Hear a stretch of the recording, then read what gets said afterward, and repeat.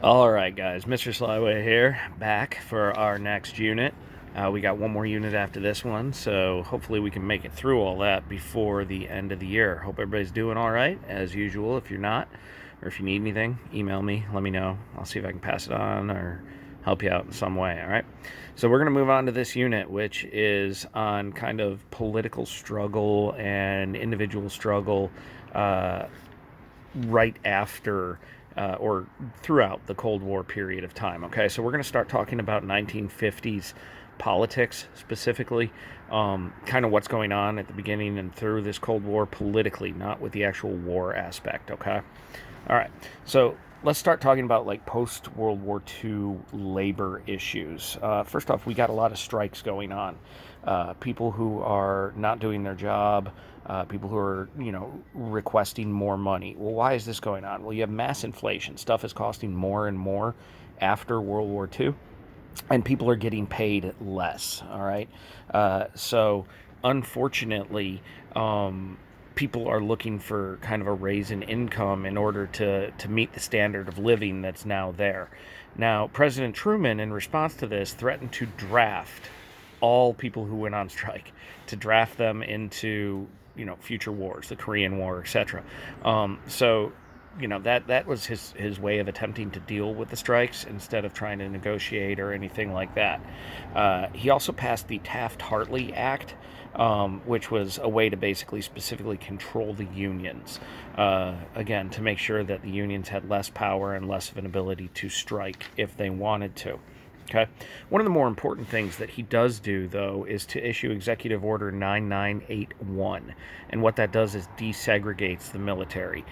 So we talked previously about how there were African American Air Force pilots, African American units in different wars.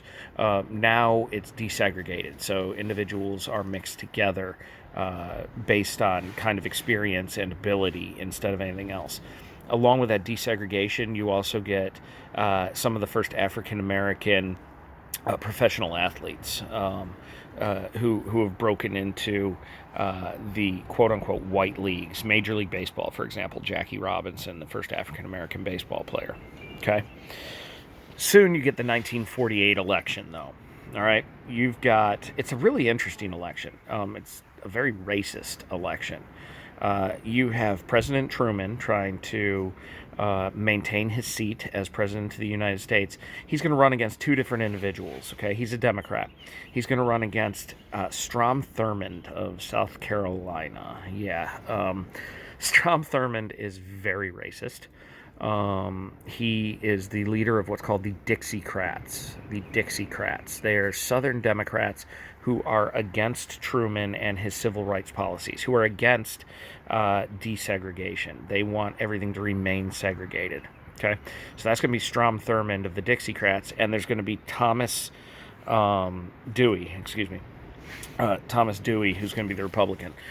It looks like Dewey's going to win this thing flat out, right? So Truman goes to bed thinking he's lost the election. Well, overnight, when all the votes are finally counted, it turns out that Truman pulls a win. Everybody's kind of surprised at this. That happens later on when you get to 2000, when you get to the George Bush Jr. Al Gore election. You'll see that happen again. But this is why you don't count your chickens before they hatch, if you will. All right. So Truman runs on a platform of the Fair Deal. It's an extension of the New Deal that we talked about earlier on. The idea here is to similarly, you see this argument a lot today. Truman and his Democratic platform, he wants to increase the minimum wage and help low-income families. He feels like that's the best way to deal with poverty, as opposed to, paying or giving tax breaks to the wealthy so they can hire more individuals, right? So Truman's kind of the beginning of that philosophy, if you will, and that's known as the Fair Deal. At the same time this is going on, people are really starting to panic and freak out about communism. All right, we talked about communism. We talked about the beginning of the actual Cold War stuff with Russia and in Europe as well as in the Asian area. We're going to start talking about communism and the fear of communism at home in the United States. Okay, that's known as the Red Scare. All right, the Red Scare. The Red Scare is the belief that anyone could be a communist, anyone could be a spy, anyone could be a Russian operative. Okay, so you should turn in your neighbors, you should turn in your friends, anyone that you feel is being un-American. All right. In fact, the United States even created the House of Un-American Activities. Not kidding. House of Un-American Activities to track down and punish individuals who were un-American. Their main target was Hollywood, actors and actresses. It was believed that most actors and actresses were communist sympathizers. All right. So a lot of targeted individuals will be in Hollywood. Specifically, there will be a group known as the Hollywood 10. These 10 directors, actors, actresses who will be accused of spying, who will be accused of communism, of being communist sympathizers. They will refuse to give up the names of anyone else who is supposedly linked with them. They'll refuse to cooperate with the government. All right? So this is a time period where a lot of this is going on. You're going to see a man named Alger Hiss. He's going to be accused of being a communist. And one of the big ones will be Julius, and Ethel Rosenberg. Okay, they're going to be accused of giving the secrets to the atomic bomb to Russia, to the Soviets, so that the Soviets could build an atomic bomb as well. Whether or not they actually did was never proven. Some claim that they were being targeted in the United States because they were Jewish, and there was a lot of anti-Jewish sentiment during this time period. They'll ultimately be found guilty and actually executed in the United States for giving U.S. secrets to Soviets. So that's the extreme that we're going to. And Senator McCarthy, Joseph McCarthy, will be the leader of kind of all of this. And he'll create what's called McCarthyism. And McCarthyism is where you arrest individuals. You don't explain the charge. You don't even necessarily have any evidence. But once you have them there, you begin accusing them of being a communist, of communist sympathy, of all sorts of things like that, helping the Soviets. And if you can get them to crack in any way, then they'll be charged with communism. Okay, he was the individual who wanted you to turn in your neighbor, your teacher, your parents, etc. We're going to have a kind of a writing project that I'm going to give you on this. You can make fun of me or whoever in it, but it'll be a chance for you to kind of get a better idea of what McCarthyism actually was. All right. So at the end of Truman's tenure, you get the 1952 election. We're going to make this short and sweet.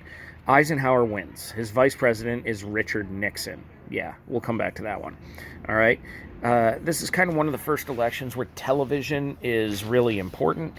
Not necessarily because they are doing any type of debates or anything, but this is one of the first elections where they're having commercials. And those commercials are aired at movie theaters and other places so that individuals can get an idea of who the candidates are.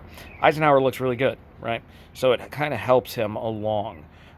He does his checkers speech, which is the TV speech to defend Richard Nixon against illegal action. We'll get into that again later on as well, okay?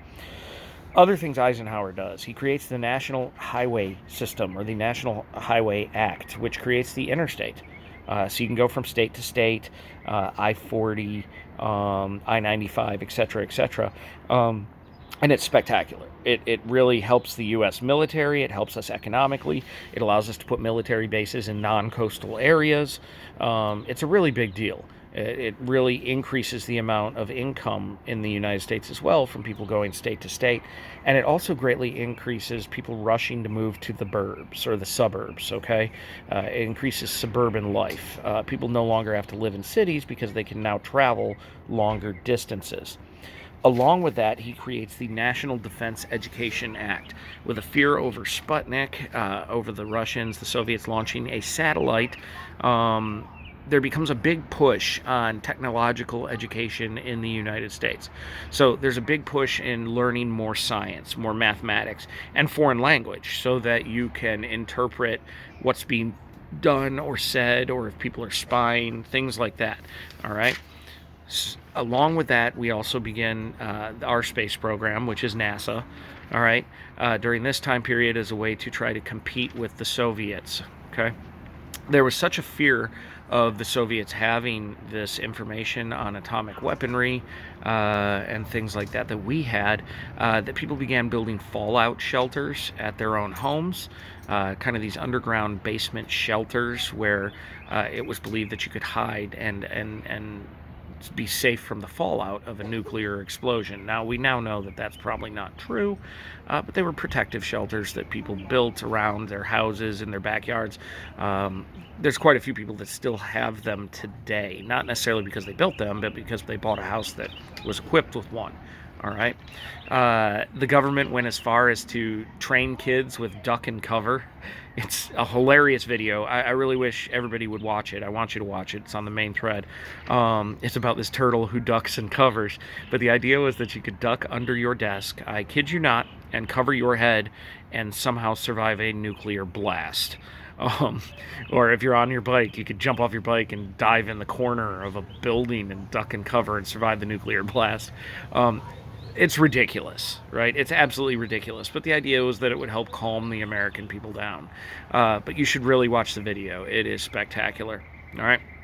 Finally, Eisenhower's tenure comes to an end, and he gives a big warning.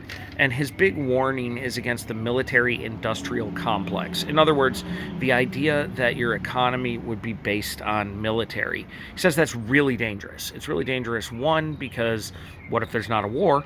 And two, because that idea will push the governments into starting wars to trigger or restart the economy. All right, so if your base economy is reliant on the military, that means you're going to be reliant on constantly being at war, and that's something important to understand. Okay, tomorrow we will, well, not tomorrow, probably on Thursday, we will pick up with that concept, and we will talk more about 1950s life. See you later.